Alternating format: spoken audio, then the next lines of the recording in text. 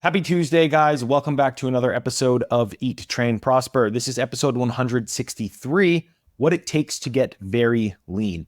Bryan and I thought this would be a cool episode to put together, as a lot of the kind of surface level information from pretty, popular and big accounts get kind of miscontextually applied in what it actually takes. And there's some trade-offs, considerations, and expectations that we just want to go through. So if you ever have an interest, you're just a little bit more prepared for things that you will very likely experience. But as always, before we get into today's topic, we will run through some updates, and Bryan has some interesting ones for us today. Yeah, I guess I have one main update for those that followed along. I posted on Instagram a few days ago. I had my very first concussion. So yeah, that happened on Wednesday last week. I guess that would have been July 17th. And basically, I'll just run through the story, and then you can ask some questions and drop in input if you want. But essentially, at 9:22 a.m., I started out for a bike ride on my normal course that I always take through my neighborhood to leave and go head toward the mountains or whatever I was going to do. I was about 3 minutes in, and I was kind of descending this really short, not steep hill that leads into a left turn into a straightaway, literally in my neighborhood, like right by my kids' elementary school. And so I rounded this corner, had a little bit of speed coming out of the decline, hit the flat, noted that there were two cars parked on my right. There was a black car parked closer to me on my right. And then just ahead of the black car, maybe 5 car lengths further, was a red car, a red Jeep parked on the right. And making that mental calculation of those cars are there and I shouldn't hit them was pretty much the last thing I remember. And apparently I ran into the back of the red Jeep, cracking the glass, denting the frame. And 8 minutes later, I was putting the chain back on my bike as if I was going to go continue biking. I remember that. That was my next memory. And then immediately after that, the ambulance people are coming, the EMTs, and they're taking me away from my bike, shuttling me into an ambulance, asking me if I know where I am and if I know what happened. And at first, I'm certainly caught off guard because I obviously realized in the moment that I had been in a crash, but I certainly didn't realize that it was bad enough for me to be pulled into an ambulance because I was like, hey, I'm putting the chain back on my bike. Like, I'm ready to roll, filled with adrenaline and shock and all of that stuff. And so I lost 8 minutes from about 2 to 3 seconds before I crashed into the car and up to 7 minutes after the crash. Most of that is pretty blank in my mind. A bystander said that they're the ones that called the EMTs or the ambulance. And they said that there was this guy stumbling around aimlessly and they think he was just in a crash. I have no recollection of any of that. Like I said, my first memory was putting the chain back on my bike. And so I was in the ambulance. They're asking me all these questions about like if I know what happened, blah, blah, blah. They showed me a picture of myself. Like they put a mirror up to me and I was like, oh, okay. Because I didn't quite realize, I think, that I was in the type of shape that I was in. And then I realized I should call Kim. And so from the ambulance at 9:38 a.m., so that would be 14 minutes after I left for my bike ride, 10 minutes after I crashed, I called Kim, and she said that she was glad to hear from me, that it was at least me and not the EMT that she was hearing from. But she said I was kind of babbling, not making a lot of sense, and saying, I think I got in an accident and now I'm in an ambulance. I don't really know what's going on. And then I guess at that point, the EMT took the phone, kind of explained what had happened. She jumped in the car and sped over to the hospital. The hospital was actually 0.2 miles away from where I crashed. So the ambulance basically had to go, a quarter mile to come get me and then turn around and go a quarter mile back to the hospital, which is only funny in the sense and unfortunate, a bit ironic, that the cost of getting in an ambulance and being taken to the hospital is the same, whether you go like 20 miles or 0.2 miles. And so I don't know what that bill is going to be. It's my first time ever being shuttled in an ambulance, but I'm pretty sure that that I'm not going to love the cost for going a quarter of a mile. So I got to the hospital. They immediately rushed me into a CT scan to make sure that my brain was okay, that there was no bleeding or hemorrhaging, et cetera, going on, excessive swelling. Took me back to the room. Some nurses came in, cleaned me up, shot my wounds with saline. Basically, my wounds were 2 big jabs on my elbow, where I guess I fell, the concussion to my head, and a bunch of cuts on my neck. And I actually think the cuts on the neck are probably the thing that could have been the worst that weren't, because whatever glass was shattered when I ran into that car missed all of the vital stuff in my neck and literally just hit the very far right side of my neck. And I don't think any of them went deep enough to cause any significant injury, which is all so lucky. So I'm guessing that what happened is I somehow lost course in those 2 to 3 seconds. I don't know if it was like an animal that ran out in front of me or a bird, or if I was literally just maybe looking down at my phone, which is on my handlebars, trying to change a song or a podcast, or maybe I got distracted by like an airplane. I mean, it could be like a number of different things. And then all I would have to do is slightly veer to the right, because I'm in this line, passing these parked cars on my right. So I'm probably 2-3 feet from them if I'm doing it correctly.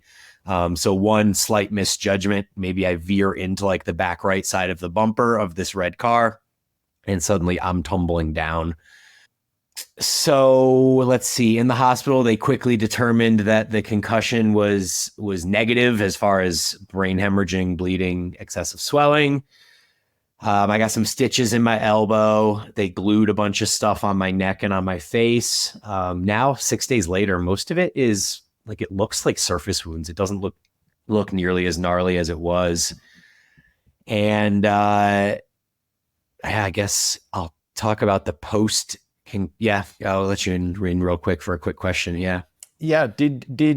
Did you get any of the, I'm sure like once you got to the hospital, or maybe even in the EMT, like they took your vitals, blood pressure, all of that. Was anything like out of the ordinary there? Yeah, blood pressure was really high. I mean, so when they took me into the ambulance, they said my blood pressure was 200 over 120. And I guess that is a factor of like really being injured and all of the adrenaline. And I mean, there's everything like going on in that moment. So I actually wasn't surprised when they told me it was 200 over 120. They're like, that's really high. I was like, yeah, I know. I was in an accident. Like, I expect that.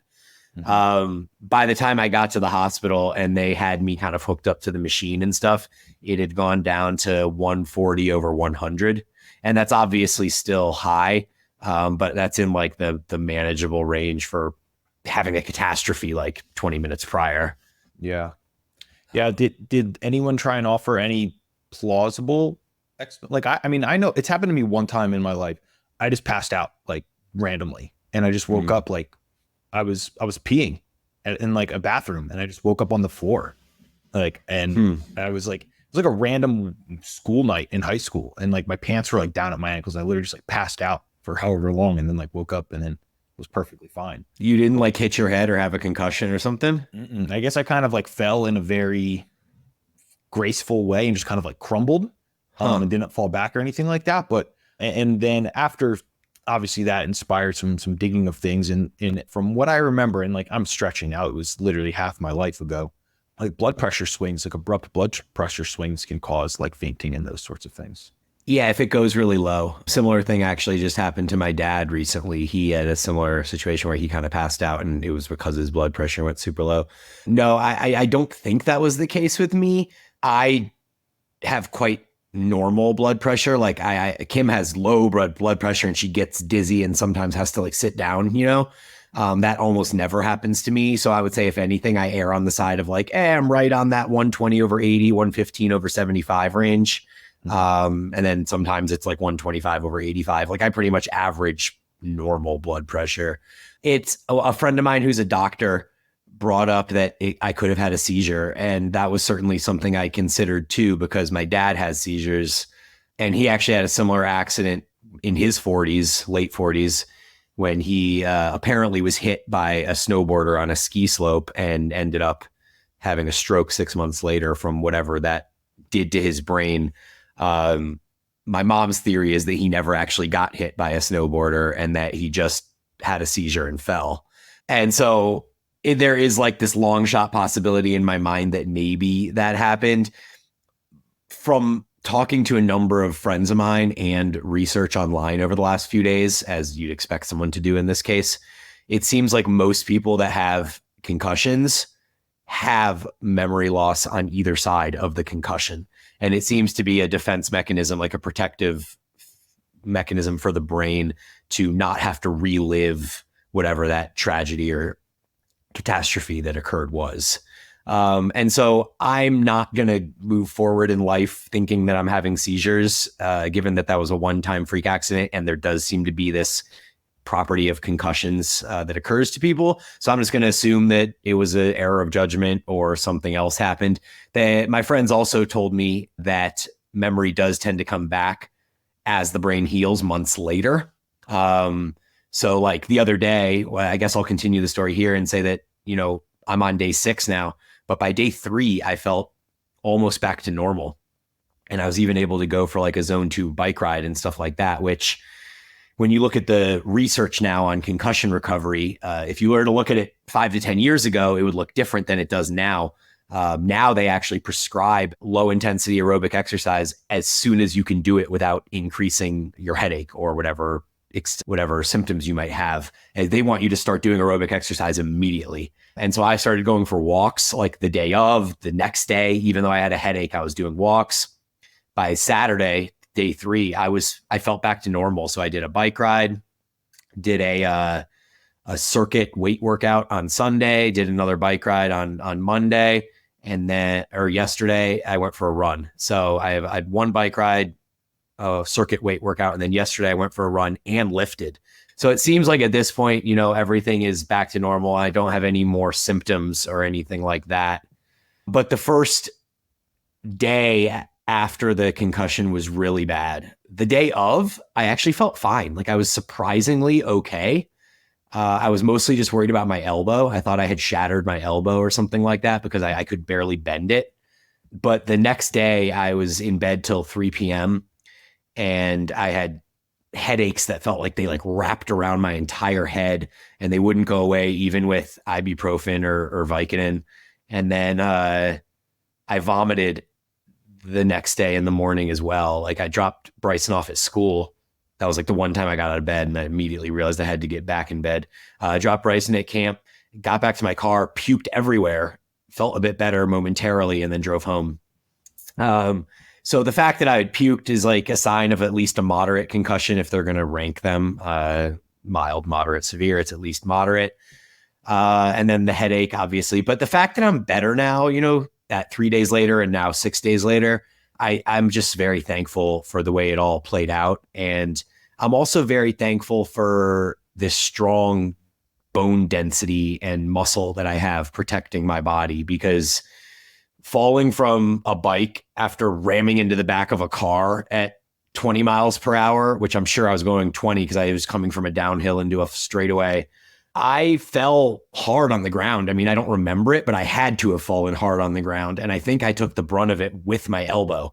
And so the fact that nothing shattered in my elbow and nothing broke in my body is amazing. Like I can barely believe it. So I just, even more of a promoter of strength training and hypertrophy work than I could possibly ever be. And I think that, you know, is kind of the moral of the story.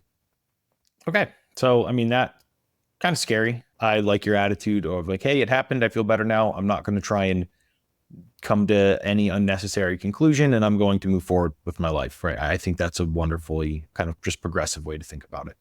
Yeah. The big concern now is just I need to not have another concussion in the next 2 to 3 months. So I'm just trying to be careful. I'm not going to go mountain biking, like crazy biking. I'm going to stay on the flats.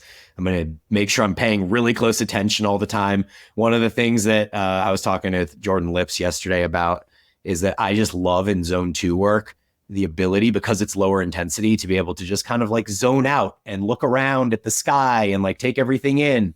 And I think that was probably why I veered and ran into this car.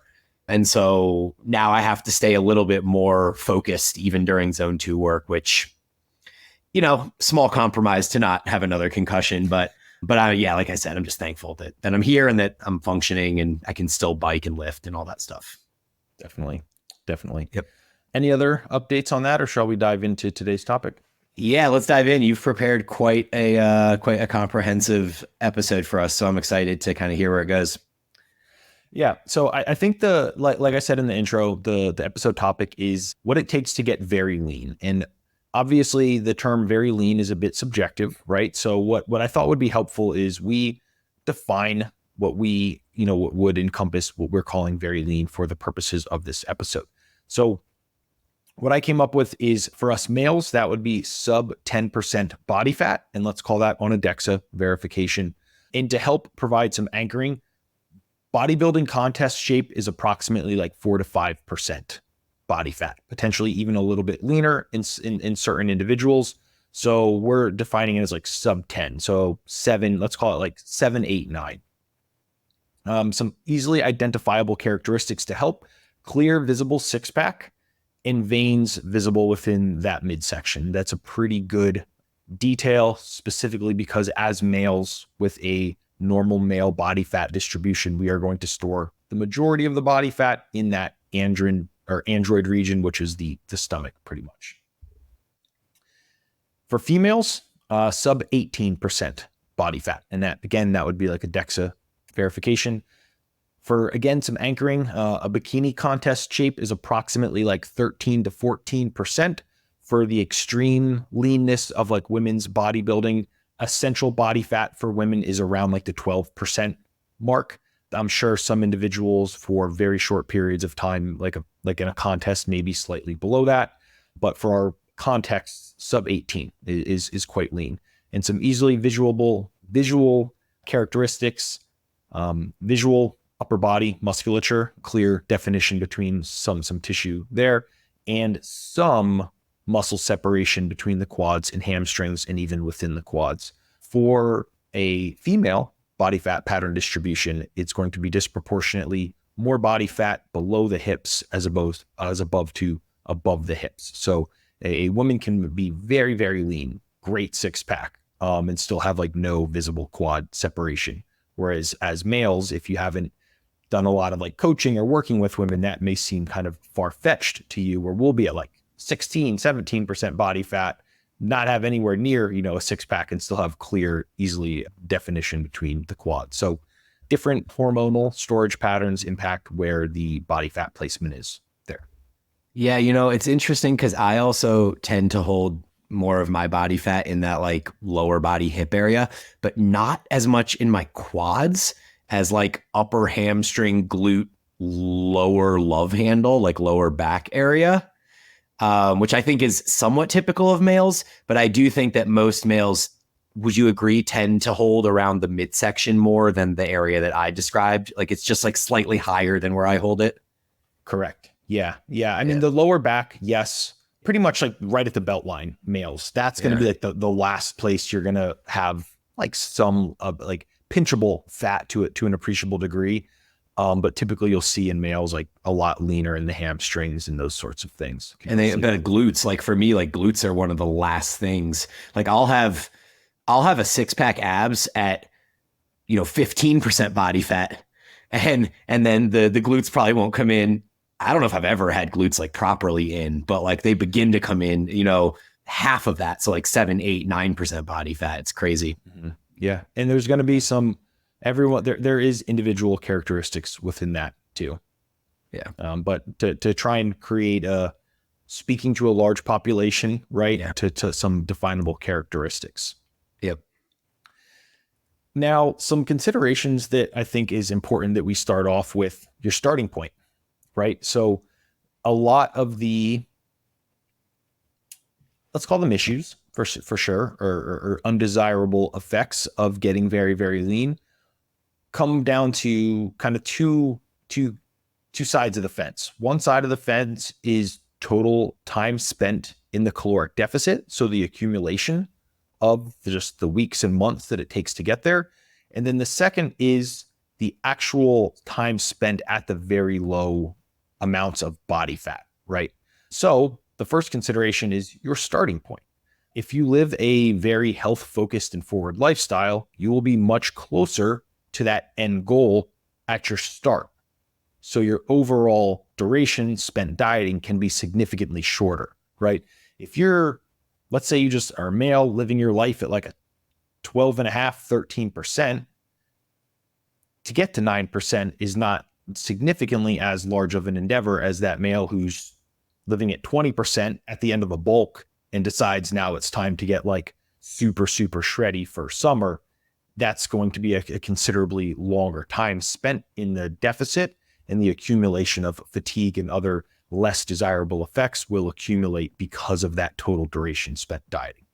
And then the next kind of consideration I have around that is many of the kind of gen pop fitness and health advice that comes out of the super big popular accounts may not contextually apply to you, right? Kind of like the conversation that Bryan and I just had. I'm trying to make a blanketed, compartmentalized statement of how to discern body fat percentages. And Bryan's like, hey, that doesn't contextually apply to me, you know? So understand that. And this is the thing that I would say I speak with clients most often about is sometimes they have a kind of a unrealistic expectations of what it takes to get in very, very good shape. And they'll say things like, oh, but, you know, what about like balance? You know, and typically I'll say like at 8% body fat, like there really isn't balance. Once you get there, you can find a balance, but to get there, there really isn't a balance when you're pursuing these like very ambitious, you know, physique goals and body fat goals specifically. The next thing I have on the consideration is your personal value system and what is important to you. This is one that I find is very, very important. For example, if you are like a foodie, someone who really likes like trying local restaurants and things like that, this can be just significantly harder for you because it requires you to abstain, you know, at least to a more than would be desired degree from things that you really like to do. Mm-hmm. On the other side of the fence, if you're someone like me, I'm not, you know, knocking people who are foodies or by any stretch of the imagination. It's just not a thing for me. I just don't care.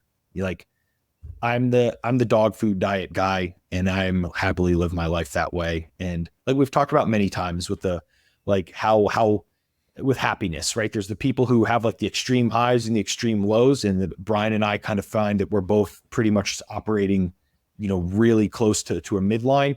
That's how I am. Like, I don't hate going out to try new restaurants, but the joy I get out of it's like, I go from like a 5 to a 6, pretty much. And I'm like, all right. No, I agree. I agree completely. I feel like with our situation, Kim is definitely the one that like wants to be out there and experiencing and like doing the thing, like the hot new chic thing that everyone else is doing, you know? And I'm just like, yeah, I could just do beef and rice again, you know? The other thing, as you mentioned, that it made me think about is the different circumstances that people find themselves in life, for example, just being a parent. And it's not that being a parent is prohibitive to you getting super lean if that's your goal. There's plenty of parents that stand on stage and compete in bodybuilding, but it certainly adds another layer of difficulty to the equation. And the thing I've found is like the way I've always succeeded at getting lean isn't by having great restraint. It's by not having the things around that could force me to cheat. And when the kids are around, there's always that food. It is always present, even if it's not dessert. And we're like, okay, this week we're taking a week off of sugar, which we do sometimes. And then it's like, but there's cheese puffs and there's potato chips and corn chips and white bread. And like, I mean, all of these things that just get in your mouth, and the texture is such that it becomes quite addicting. And so, yeah, circumstance, whether you're a foodie or a parent or work in a corporate culture where there's constantly pizza and candy coming in. I mean, all of these things present challenges that make it difficult and are unique to that person. Yeah, 100%. And some other ones here, like relationship status, something that like I wouldn't say it's a joke, but something that I see often and I'm veering a little bit here. People in new relationships, right? It's terrible for your body composition. Horrible, right? People get in new relationships and both people just start to pile on. like you see that so often. And it's one of those times, like if you have this, goal of getting like super shredded for summer and you start like dating someone new, that's a potentially an unnecessary strain on that relationship. If that person if you don't explain the goals well and communicate openly, right? You can go the other way too. Just to play devil's advocate, like you could end up with a partner that has the same fitness oriented lifestyle and mindset that you do, and it can actually improve your adherence and stuff. So, I mean, it's definitely, it can work both ways. Yep. So there's what I'm really getting at is there's multiple dynamics that I like to speak to them as they are indirect impacting factors, right?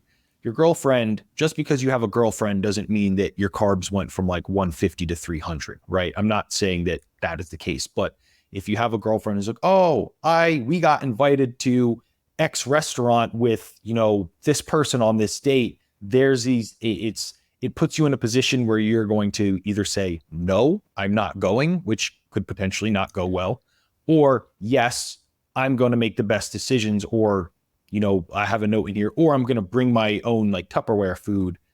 And then that goes horribly, right? So like I said, indirect impacting factors that just force you to make decisions that you may not otherwise even be presented with. Yeah, I'd probably just say YOLO and go eat the pizza at the restaurant, instead of being the Tupperware guy on the second date or whatever it is. Exactly. But then there's the implications of what that does to the rate of loss, how much rebound, how controlled you can be. Because some people can have, hey, I'm going to have the one slice of pizza and just white knuckle some of the hunger until I get home and I'll have my like protein shake and go to bed. There's other people, they can't have one slice of pizza. It turns into 4. And now we have, 1,600 extra calories added to the end of the night.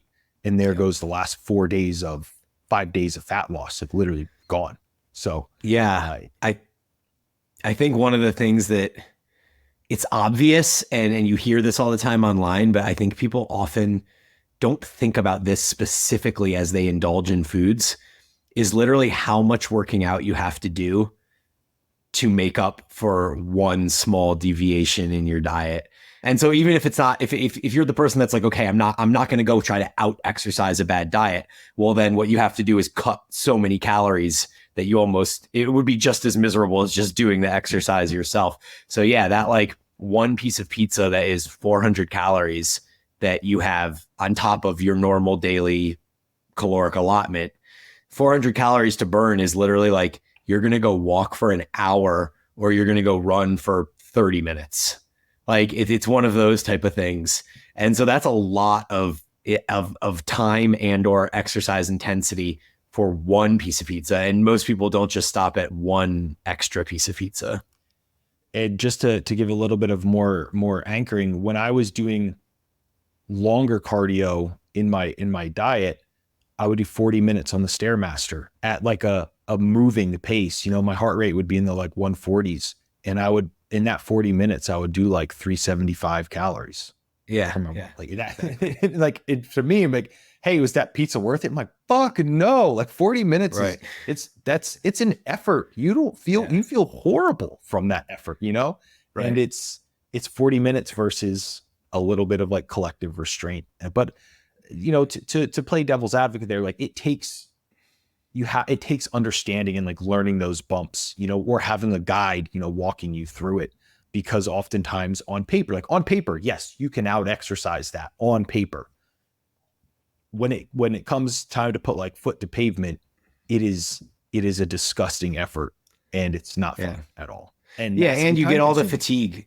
Yeah, it's time consuming and you get all that fatigue that comes from it too. So it's like the mental, psychological fatigue of like, man, I got to go stand on this stair stepper for 40 minutes but then also that fatigue that compounds, and now it impacts your weight training workouts negatively. So there's the domino effect of potentially losing muscle mass as you're cutting as well, because you're more fatigued and you're not able to put your output into your strength training as well as you should. So yeah, I mean, it's multifactorial for sure. Yep. So I feel like we've covered the considerations pretty decently, and we've even dipped our toes into some of the trade-offs as well. But I think it would be kind of dishonest of us not to cover some of the trade-offs. And I think when looking at the trade-offs, again, it comes down to your value system, right? And everyone's going to have a little bit of a different value system. So some things may be a larger impact to, your potential, like, overall enjoyment of life, or other things you might be like, oh yeah, I don't really care about that. So I don't care about that trade-off, right? The first one I have here is your social life. In Western culture, so much of our social life revolves around food, and in many cases, with like family traditions in history, it's around like food becomes part of culture and how families bond and those sorts of things. So that may potentially weigh negatively on you. If you have the mother that gets offended because you won't eat her pasta dish, that might create like a rife, probably shortly, like in a family dynamic, depending on what your family dynamic looks like. So that is could be a potentially quite large trade-off. Another one that comes up is like, what would you call them? Parent, your in-laws, right? That's one that comes up often that I see with clients. Oh, my wife's mother like loves to cook, and she gets offended if I like won't eat her meals and stuff. But of course she makes, I don't know, fucking ribs or something that's just like you're blowing you're blowing your week up regardless of what you try and do. So that's a pretty big one. And how you personally like to socialize, right? If most of your friend group is not into like the fitness lifestyle, and this is kind of a hobby that you're out on a wing on by yourself, like this could create potentially some isolating of your own or potential social issues for you. Yeah. I guess like it is temporary in a sense. I mean, unless you're trying to sustain 8% body fat, which I do think has its own implications and challenges as well.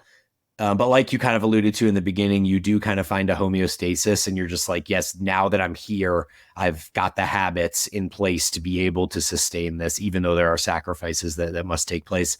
But getting there, I feel like getting there, as challenging as it is, the idea in the brain that it's just temporary and that these sacrifices that I'm making don't have to be forever. I think that it adds an element of acceptance, sort of. So even in a situation with in-laws or with grandparents and family gatherings, it's like, hey, I have this 4-month period or 6-month period or whatever it is where I'm really dedicating to this thing. And I think that when explained, I don't know too many like in-laws and grandparents that would really be like legit angry and hold a grudge on like something that's temporary like that. I could see it being an issue over time if year after year you're like, no, I don't do that. I don't eat that food. And then it almost has this elitist quality to it of like, I'm better than that. But I think at least as a temporary endeavor, I don't know that it holds the same type of angst in there. I agree. And something that I was going to allude to is with your family or your friend group. What I've found very, very helpful with my clients is in how you present it, right? How you portray something to people is how they will accept it or respond to it. I apologize. If you say, oh, I can't, I'm on a diet, you're going to be met with, why are you on a diet? You look great the way that you are. I heard that diets aren't healthy from this new blah, blah, blah, whatever the fuck they listen to, right? Where I like to frame it is you say, hey, I have this very serious, ambitious goal that I am hell-bent on achieving. So for this period of time, I'm not going to partake in these things because it will be prohibitive of me accomplishing this goal. And it's very important to me, right? When you present something like that to someone, it would be unreasonable of them to say like, oh, that's stupid. Don't have big goals. Reduce your ambition. So it's the same exact circumstance. It's just how you portray it to those that you are presenting the information to, right? So it's how you speak about things does really matter. Yeah, for sure. That's a really good point. Anything else kind of on that one before I move on, Bryan? No, I do have a question though that I think the listeners would find interesting, which is how many times in your life do you think you've gotten down to that level of leanness? 2 times. 2 times Two under times. 10%. Yeah, I mean, the crazy thing is that I've really only dieted like 3 times in my life. I did, around COVID, I did one where I was probably about 10, maybe right about there. That one was like, I couldn't really train and stuff. I was just bored and was like doing some Lyle McDonald's extreme diet, the ultimate diet. Cause I literally had nothing else to fucking do because we were in the house all day. In Utah, I was very lean. I had 2 dexes at 8% within like 4 months apart. I was very lean there. And then this past December and January, before I started my TRT, and that was like the ultimate push. In there, I was definitely leaner than I was in Utah. So I potentially was like 7%. I think I've done 2 diets to photo shoot that were certainly under 10%. One, I've done 3 diets to photo shoot. One, I'm not entirely sure if it was under 10% or not. I would guess not. And then I definitely got that lean for the men's physique show that I did when we were doing CrossFit. I had like 10 abs. It was insane. And then as we were discussing off air before starting, last year I didn't do my diet, but I biked myself to 180 pounds, which is as lean or leaner than I would get on any of my diets. And so I would guess that at that point I was probably just under 10% as well. So I think I've got like 4 or 5 times doing that. And that doesn't count even like, being a teenager in high school and stuff like that, which I wouldn't know how lean I was, but it's possible I was under 10% at points as well. Yeah, until I was like 15 years old, I'm pretty sure I lived my life at under 10%. I was like alien skinny as a kid. I think I just grew so fast. My body could not keep food in me to have body fat. Like I was disgustingly skinny. When I remember we got like a physical thing done as we left middle school to enter high school. And I was 5'9", 130 pounds. When I left middle school. Then I remember like seeing that paper and be like, that is absurd. You know what's funny is I was 5'2", 130. So I was kind of the opposite of you. Like you were the kid that couldn't hold weight on, and I was the kid that wouldn't grow tall enough. So I kept like just growing out. But yeah, I mean, it's interesting. We both weighed the same at the same point in our lives, just different height. The next trade-off, food variety. Now, depending on your skills, you can still keep a decently high food variety, but there's always going to be trade-offs with like cuts of meat, carbs that are also pretty high in fats, those sorts of things. But if you have skills and understand your macros really well, and have spent a decent amount of time in this and understanding food selection and the trade-offs of which fruits are higher in carbs than other fruits relative to volumes, same thing with cuts of meats, et cetera, you can still keep a decently high food volume. I would just say because there's more decisions to be made, there's an increase in the amount of variables, and therefore an increased likelihood that, the wrong decisions are made, or you don't make enough, or you don't make, I don't want to say the proper decision, but you don't calculate enough of a food and you run out, and then you need to make, swap in something on the fly, those sorts of things. So the note that I have here, less variables means a more predictable outcome. Mm-hmm. And this is something where personally with I shouldn't say personally, I guess professionally with my coaching, I really try and steer people towards who are really hell bent on the goal. And I conceptualize it as, if you're good with the dog food diet, it will get us to our goal the fastest and the most predictable, but it comes back to that client's value system, right? Mm-hmm. They're like, yeah, give me the fucking dog food diet. I just want to be shredded. And then I will increase my, variation.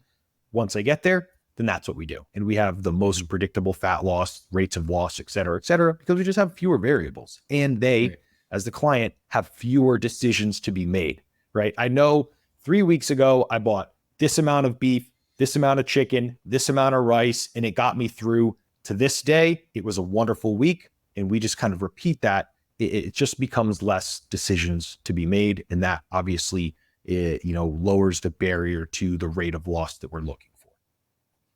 Yeah. So I know we did a whole episode on this topic, but what foods are you leaning on the most when you feel like you really need to dial it in and be lean, and you want food volume to be high so that you're not hungry? Typical being, sweet potatoes and vegetables and that stuff. So with that question, the second part being like, when does rice get cut out along the way, or does it? Sometimes, yeah. It depends on the person, right? And some people I find kind of just intrinsically have higher hunger than others. For whatever reason, I just kind of have low hunger. Even when looking back on my last diet, when I was like very, very lean, there were the only times where I truly was like, fuck, dude, my stomach hurts, I'm really, really hungry, was when training went too long and I didn't have my next scheduled meal because we were just behind the ball training. That was the only time I really was like, fuck, it hurts, I'm really, really hungry. So it depends. The foods, the top of the food chain in terms of volume to satiety, strawberries, number one, easily. Number two is going to be the winter squashes, your Kubota squash, butternut squash, acorn squash, delicata squash, spaghetti squash. There's probably like one or two other ones. Those are this kind of like hybrid starch/vegetable where you can just eat such a high amount of it for the same carbohydrate and calorie cost as opposed to rice, right?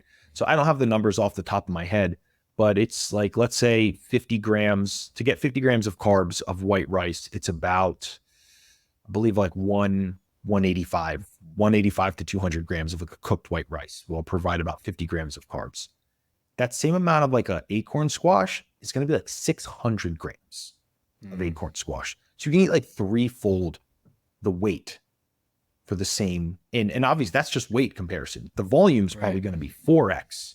So this is where these like understandings of, nutritional science in certain foods can really, really help, because most people, they're like, okay, I'm going to get really shredded, right? They're still going to keep eating rice and they're like, fuck, I'm really hungry, and not realize there's these other foods that will get you 3x the volume. And, satiety is not a factor of calories. It's largely a factor of volume. So that's like one. I typically, with my clients who are very, very insulin sensitive, who digest carbohydrate well, I like to take a lower fat approach because it's, again, low volume, so I'm typically going to use as lean of meats as we can. Chicken breast, wonderful. Like a ground beef, like if we can get a 95.5 ground beef where we drain some off to make our beef as lean as possible there. Eggs, egg whites. I typically push the proportion of eggs over to egg whites, based on the amount of fats and those sorts of things. In terms of fruits, less bananas, more berries. Yeah. Berries are going to be the biggest kind of bang for your buck. Watermelons, another decent one there.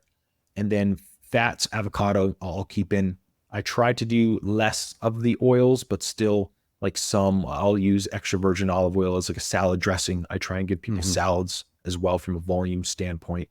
But those are off the top of my head, some of like the major polars that I'll use. Cool. That's great. And then the last kind of trade-off I had here was time spent doing other important things to you, other things that are important to you. As the cardio increases to continue to facilitate these further levels of fat loss, it's time costly. If we're doing 15,000 steps per day, like you're not doing 15,000 steps in 45 minutes per day. Like you might be walking for upwards of like 2 hours per day. When you have job, depending on the dynamics of your family, like it may be time consuming to the point where you don't have time to do, I don't know, let's say you're into gaming and you like put the kids to bed and game. I mean, I guess you could put a treadmill in your gaming room and that would be killing two birds with one stone. Like that would be pretty cool, right? But it may become kind of time prohibitive on other important things in your life, which is definitely a trade-off. Yeah. Also, I've found personally that steps, they just like, they're great in every way. Like I'm not hating on steps, but I feel like steps for whatever reason don't seem to increase caloric expenditure a whole ton. And like that going from 12,000 to 15,000 steps doesn't really seem to move the needle much, but it adds 30 minutes of time that you have to move. And so when I look at that calculation, like, yeah, if I have the time to walk, I love walking because it is at some level increasing caloric expenditure, but it's also time that you're not thinking about food.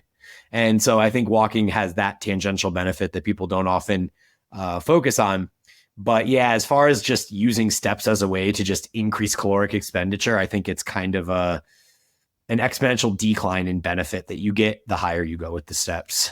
I agree 100%. What I past like 12,500, I typically will just increase like structured cardio with clients. Mm-hmm. There's certain clients who have just a very natural high step count where like 14,000 steps for them is literally like a regular Monday or Tuesday. And they, typically have like dogs or something like that require walking, and that's easy. That's like literally status quo for them. So for them, I might bump up to like 16, but it's not a large additional sacrifice on your life. Yeah. Where like me, I shit you not, my average step count's like 3,500. It's pissed. Yeah, it's so low. Yeah. For me to go to like 12,000, I'm like, I have to go spend time like doing things, and everyone's a little bit different. But like you said, I remember I'm looking, really jogging my memory for when we had Brandon DeCruz on the podcast, and we were talking about there's a specific word he would use. Energy flux. Energy flux. Yes. Brilliant.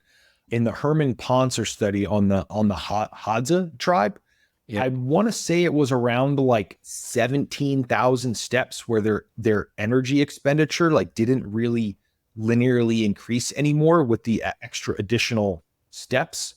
So I really try and cap clients around like 15, and then I'm just increasing like structured cardio on the Stairmaster or something like that.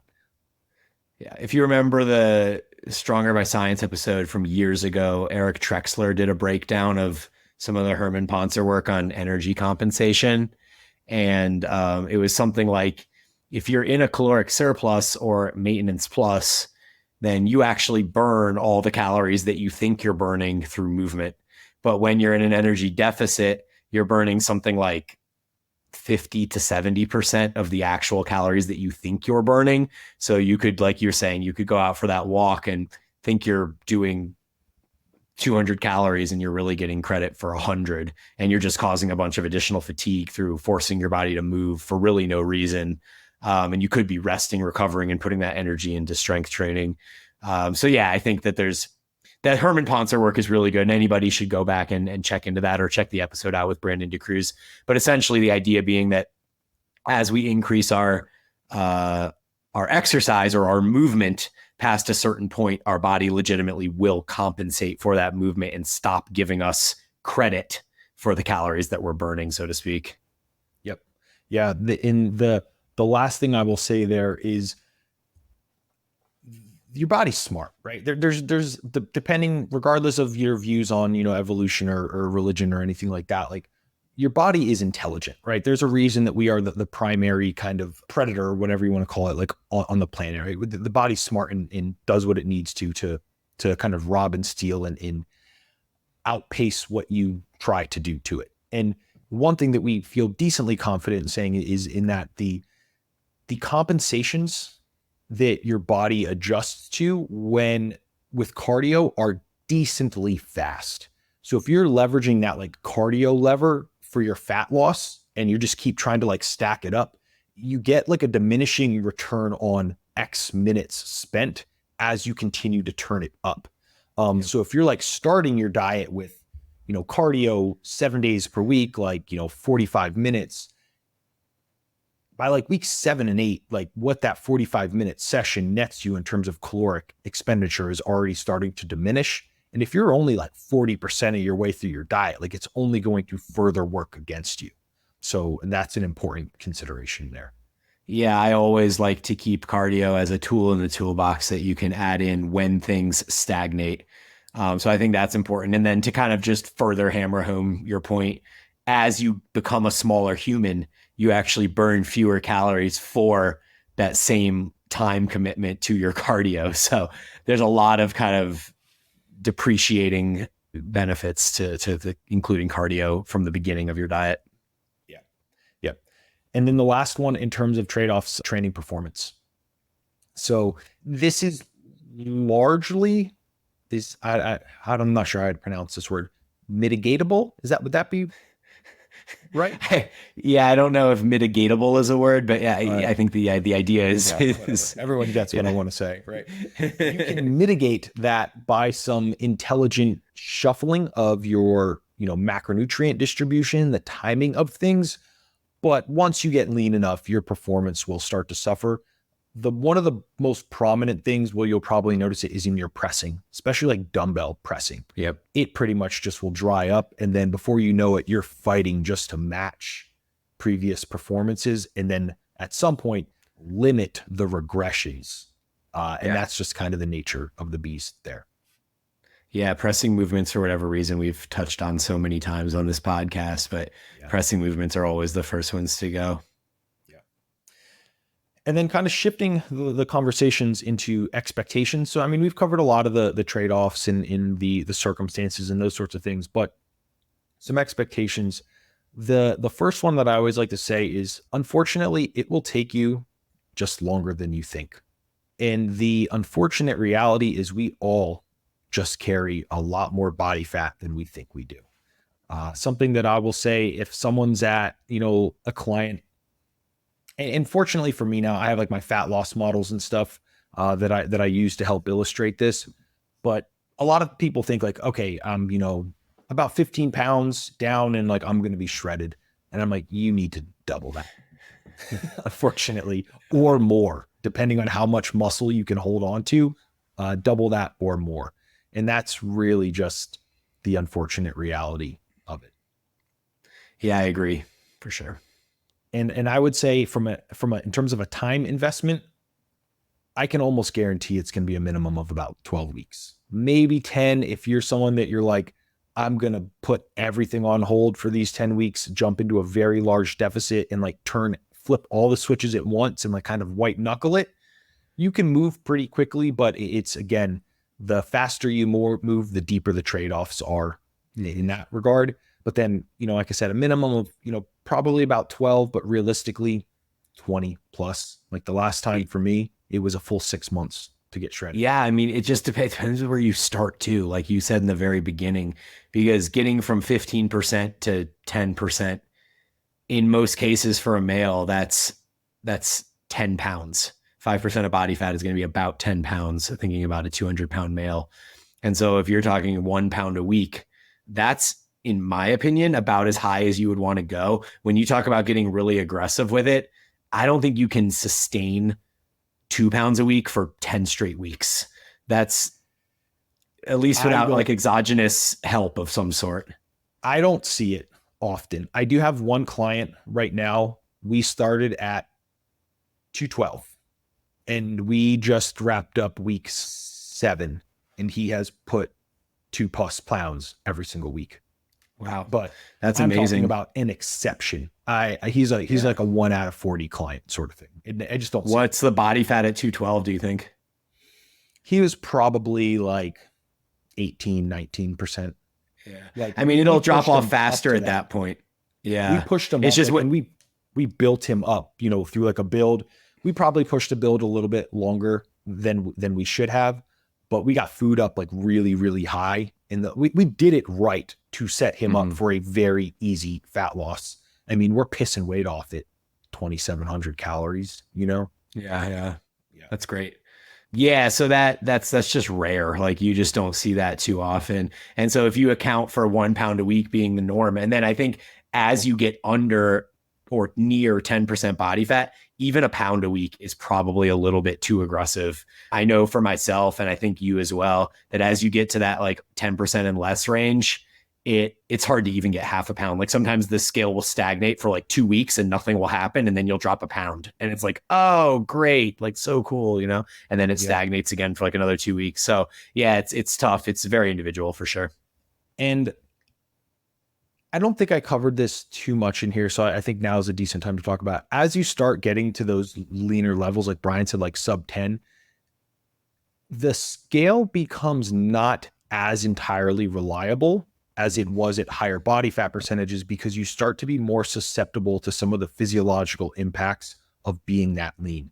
Cortisol, right? Maybe dispatterned sleep from the cortisol rising too early, things like that. So that's where like photos really come into play, and some of the other, what I like to call like my biofeedback factors, but those are some of those other indirect impacting factors. Yeah, I mean, even like electrolytes and sodium and stuff like that stuff starts to play more of a factor and can manipulate your scale weight as well, even though you may or may not actually have lost or gained weight. Exactly.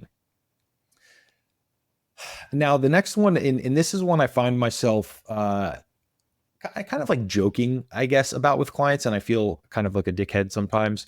Dealing with some instances of hunger is pretty much guaranteed. I think there is some mispatterned, information or expectations that like I'm going to get shredded and never have to deal with hunger. There are like tips and stuff to help, but it at some point it's just a factor of life, and you will have to accept that there's going to be some hunger that you just have to manage. And it's not really a pain. I like to kind of conceptualize it almost kind of akin to an emotion, although that's objectively false, but it's not like you're not going to die because you're 9.5% body fat and you have like an hour stretch of hunger from like 5 to 6 p.m.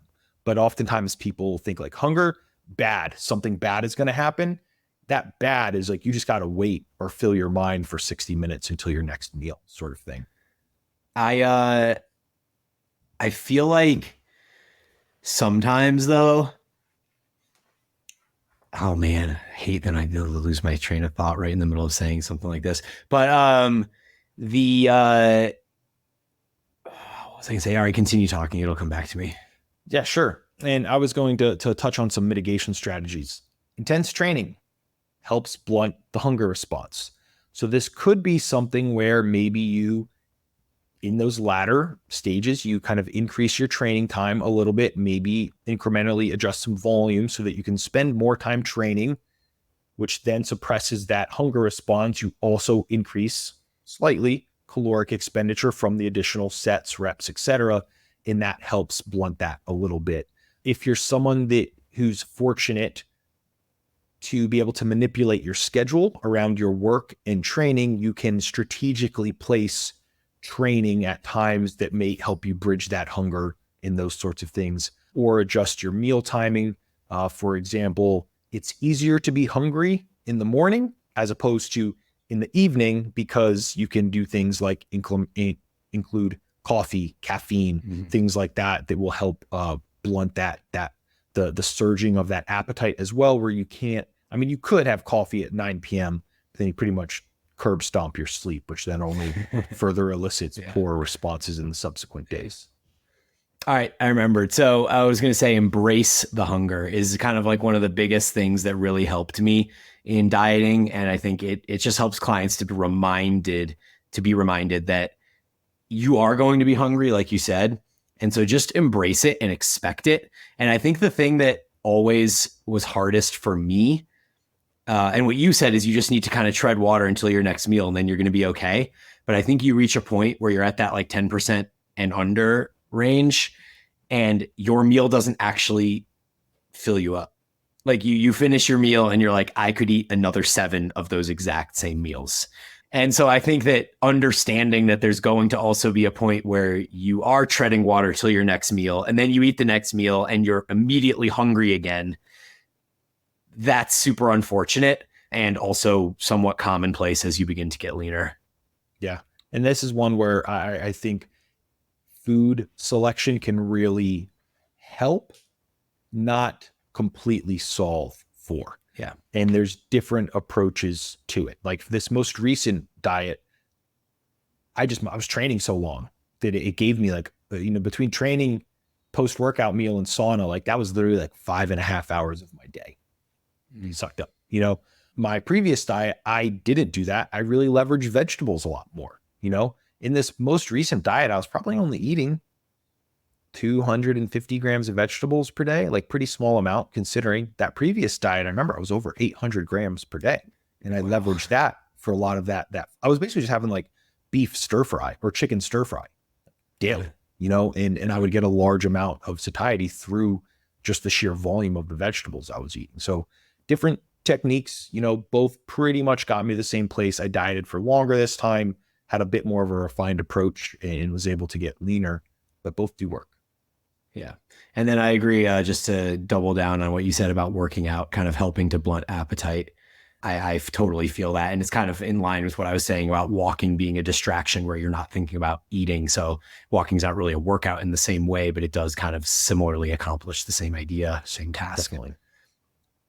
We hammered this one home, so I'll just kind of touch it briefly. Movement for the sake of caloric expenditure. Like that's just an expectation of the circumstances. You will be moving just for the sole purpose of burning calories. A couple more we have here. Periods of low energy. This is one that, people will kind of unexpect, but makes sense. Like it's controlled starvation to a, generally a safe degree. Your body downregulates things, right? You are much more encouraged from your physiology to take a nap and to not do things that expend energy because you're pretty freaking tired. So you will feel that like you might need naps, daily.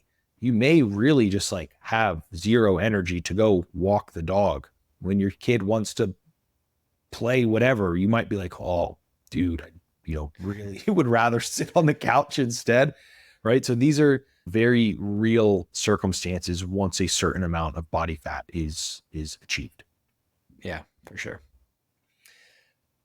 Irritability is another one. Reduced resistance to stress and moodiness. So the one that always hits me the highest, which is very strange, is the irritability. I will get like, someone will just say something that I don't like, and I will just look at them in disgust about the words that they just chose, right? And I'll have to like walk myself back down, like, Aaron, it's just because you're dieting and you're super lean. Like what they said is not that far out of the norm, like fucking cool it sort of thing. You'll just find like your fuse gets a little bit short. And I do think that's just the accumulated stress response from a lot of things that can also show up. Poor sleep, as that you get that your cortisol curve gets a little bit dysregulated. And fortunately, there are some things that they can help. I don't want to say solve for it. It can reduce the effects. Like there's certain adaptogens and things like phosphatidylserine and ashwagandha, rhodiola rosea, things that can help. By no means will they solve it, but typically in acute circumstances, they can help restore decent, nights of sleep that I've used with numerous clients very, very successfully. So there are things that you can incorporate to help this, but do expect your I don't want to say like your personality will change, but your response to identical situations. And this would be a wonderful time for you to understand this, to kind of pay attention to your mood response, but then also to share with your family, your significant other, right? Let them know that like, hey, once I get super lean, I might get really pissy and things like that. People have expectations of what may occur. If you just start, snapping at your girlfriend or something like that, and she just has no idea why, or one that I completely forgot to put on the list, when your sex drive disappears, and if your significant other doesn't know why and then internalizes it and thinks that you don't think they're pretty anymore, they make up stories, but really it's just like, you just don't want to have sex because you're too fucking shredded, which is very realistic thing for a lot of people. Communicate these things, right? Yeah. Get out in front of them so that they don't turn into a larger issue than they might otherwise be. I will say, and this might be unique to me, I don't really know, I don't think you've experienced it as much as I have, but as I get down to like 12% body fat, like for me, it's like mid to high 180s, I feel like these things all improve. Like my energy gets better, my sleep gets better, my focus gets better, like all of these things improve. And then there's like this point not so far after, like another 2 to 4 pounds later, and all the things that you mentioned begin happening at that point. So it does seem that some body fat lost, even though it requires you to be in a caloric deficit and energy restricted state, seems to have positive impacts, at least temporarily. And then there's like this ledge that you kind of fall off at some point. If you were to ask me, like, Aaron, what is the optimal body fat percentage for a male, like all things considered, I would say 12%. Yeah. I think you'll have like the best quality of life. You'll have health improvements and things like that. You'll get pretty good hormone production, like all things considered, like living at 12%. Some people can probably get away a little bit leaner. I remember a couple years ago seeing there's research published on like what levels of body fat that you will endogenously produce, like optimal levels of testosterone. It was quite leaner than I was expecting. I don't remember the specific facets offhand, but like greater than like 13 or 14, it started dropping off a pretty considerable. Really? That was going to be my next question. That's so interesting. So like, I always figured that unless you were obese or, you know, overweight, that the testosterone production would almost increase with body weight because you have more body fat to pull from, et cetera. So yeah, I don't know. That's so interesting. Yeah. I remember it being like a lot lower than I thought it would be. Yeah. And I would say, again, all things considered, you're like, once you are living at 12% body fat, like having some beers with your friends, if that's something that you do, you know, going out to dinner a couple times per week, as long as like you're training, still doing some form of like a cardiovascular movement, like that could just be playing like a rec league sport. Let's call it like basketball or soccer, like twice per week. You can live a pretty good best of all worlds around that 12%. Health should be very, very, very good as well. And that would be, you know, my vote if I were to ask. Cool. Yeah. And then strange cravings. This is one, like, even if you're not a foodie person, like your body will start throwing you signals that it wants the, you know, energy back in. I always remember going to the grocery store and I'll be looking at like a peanut butter, like cracker sort of thing. And man, I really want one of those. I'm like, I've never bought that in my entire life. And like your body will just start sending you signals for things. So strange cravings is one. And then the last one that I think we can wrap up on, and I hate that this is really the truth, but the ultimate realization that you just don't have as much muscle as you thought you did. Yeah. And you're like, I'm going to look so sick when I'm shredded. And let me point it out. You get shredded and you get a nice pump at the gym. You look great. You're like, I'm a monster. I have everything I've ever wanted. That pump's gone and you're just in that shirt again. And you're like, I look like a fucking swimmer. Yeah. And that is not fun. It's the vascularity that goes for me. It's like, so I'm used to having like a vein in each bicep and a cross vein. And like, I'm walking down the street and I see these veins popping out and I'm like, yeah, like everything's good. And then you're in the caloric deficit deep enough. And no matter what, it's like hot out and you have your shirt off and the sun's shining on you. And you're like, wait, where'd my veins go? Where'd everything go? Except the body fat, right? It's like, where'd everything go? Yeah. So that one is, it's the cost of playing the game per se. And I'll also say similarly that losing the first like 5 to 10 pounds sometimes like doesn't make a difference in your physique. Like I'll be 198 and I'm like, yeah, like I look pretty good at 198. And then I'm like, man, if I lose 10 pounds and I'm 188, like this is going to be insane. And I go down to 188 and I'm like, depending on how I look at myself, I kind of look the same as 198. Yeah. So yeah, it's all the same idea. Yeah. There's like if you were to break it up into kind of like, I guess quadrants, like the first 25%, the 25 to 50, the 50 to 75, like that kind of 25 to 75, things kind of look the same for quite some time, for a while. And I mean, there's a few different facets of why that is. You're flat, right? Unless you're using like a refeed strategy, which you could, but you're then again, typically extending that timeline if you're using it in that kind of middle frame. But yeah, I would agree. Things you're not really seeing large tangible changes until you've crossed quite a profound percentage of a total body mass lost. Yeah. But like you said, the refeed does really bring it out, and it kind of, it's almost like a tool to use as a coach to instill confidence in the client that what they're doing is in fact working, because it's really easy to get discouraged in those first 5 to 10 pounds and realize you just look like a smaller version of the same person you were before. Yeah. I mean, I always explain it, and I personally use refeeds mostly from a psychological standpoint. That's one thing we didn't really get into because we didn't talk too many strategies, but when cortisol is peaking, when sleep starts to get dysregulated and those sorts of things, I'll bring in refeeds that can help from a psychological standpoint. And if you are super lean, we get acute physiologic changes and improvements from that. But a lot of clients will ask for that. I'm like, listen, we're 13%. We're still 15 pounds away from that sort of thing. Yep. So cool.